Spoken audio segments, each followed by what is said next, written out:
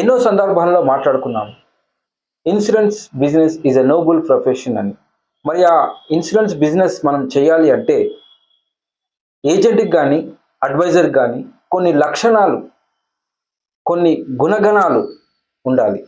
మరి ఆ లక్షణాలు, గుణగణాల గురించి ఈ వీడియోలో మనం తెలుసుకోబోతున్నాము. Welcome to our channel Shankar's advisory.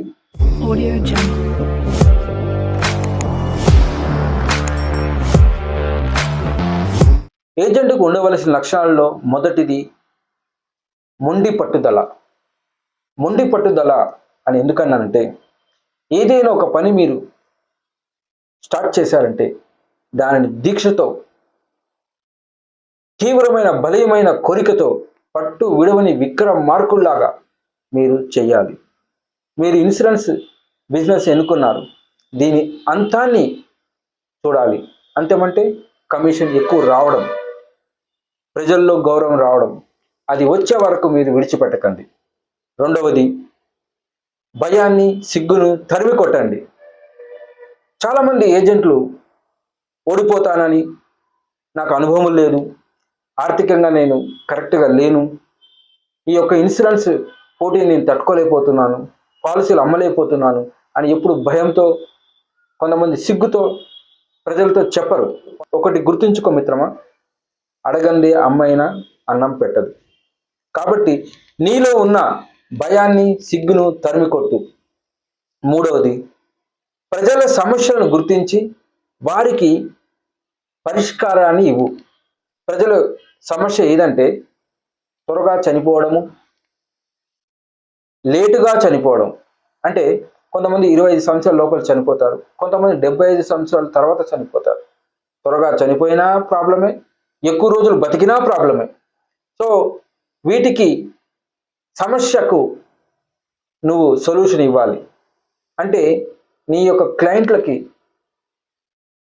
Solution రూపం, అంటే ఇన్సూరెన్స్ రూపంలో ఇది ఒకటే అని వారికి గట్టిగా, వారికి ఒక్కనిచ్చి నువ్వు చెప్పి ఎక్స్ప్లెయిన్ చేయాలి.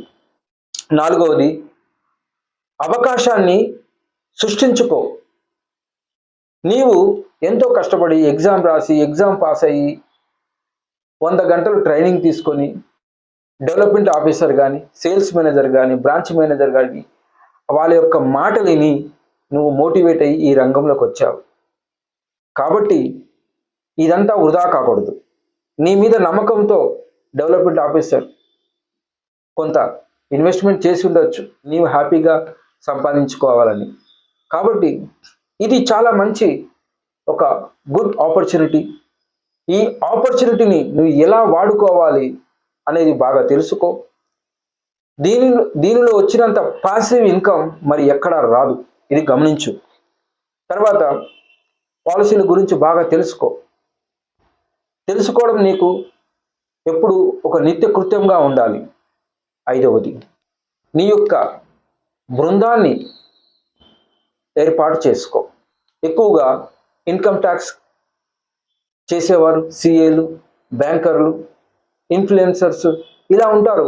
వాళ్ళతో బృందాన్ని ఏర్పరచుకునేటప్పుడు నీవు మాట్లాడాల.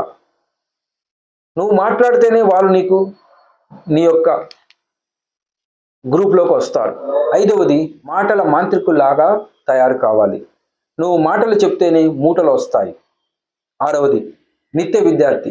ప్రతిరోజు నీకు సంబంధించిన రంగం గురించి, విషయాల గురించి ప్రతిరోజు నువ్వు తెలుసుకుంటూ ఉండాలి.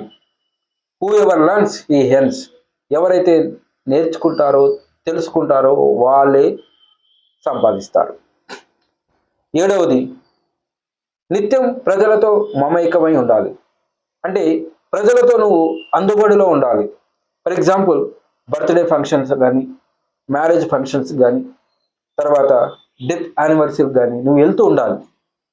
వెళ్ళినప్పుడు అక్కడ వాళ్ళకి ఇన్సూరెన్స్ గురించి చెప్తూ ఉంటే నీకు ఆటోమేటిక్గా బిజినెస్ వస్తుంది. చిన్న టిప్ ఏమంటే, ఎప్పుడు నీ విజిటింగ్ కార్డు జోబులో పెట్టుకో. రోజుకు 30 విజిటింగ్ కార్డు తీసుకెళ్ళు, మార్కెట్లో పనిచేసిన తర్వాతనే ఇంటికి వెళ్ళు.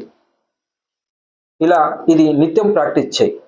తర్వాత ఆటో సజెషన్స్, అంటే నీకు నువ్వు చెప్పుకో, నేను చాలా అందంగా ఉన్నాను, నేను ఈ బిజినెస్లో సక్సెస్ అవుతాను, నేను ఈ బిజినెస్ ద్వారా ఎండిఆర్టీ అవుతాను, టీఓటీ అవుతాను, సిఓటీ అవుతాను అని నిన్ను నువ్వు ఎప్పుడు కూడా పాజిటివ్ దృక్పథంతో ముందుకు వెళ్ళాలి. పాజిటివ్ నేచర్ ఉండాలి నీ దగ్గర. తర్వాత 9వది టేక్ యాక్షన్స్. నువ్వు ఏదైతే తెలుసుకున్నావో నేర్చుకున్నావో వాటిని అమలులో పరచు. నీకు ఎంత విజ్ఞానం ఉన్నదనేది మ్యాటర్ కాదు, నువ్వు ఏం చేస్తున్నావు అనేది చాలా ముఖ్యం. కాబట్టి నువ్వు ప్రతిరోజు నీ పనికై కొంత కొంత కొంత కొంత నేర్చుకుంటూ చేసుకుంటూ వెళ్తే కంపల్సరీగా సక్సెస్ అవుతావు. ఈ సందర్భంలో కోకోకోలా గురించి, కంపెనీ గురించి ఒక మాట చెప్పాలి మీతో. ఎందుకంటే కోకోకోలా స్టార్ట్ అయిన సంవత్సరం 1888లో వారు సంవత్సర కాలమంతా 9 బాటలు అమ్మారంట. అదే ఈరోజు ప్రస్తుతం రోజుకు 2 కోట్ల బాటలు వాళ్ళు అమ్ముతున్నారు. So success take times. విజేత కావాలంటే టైం నువ్వు స్పెండ్ చేయాలి, వేచి ఉండాలి. చివరిగా దిగులు పడకండి.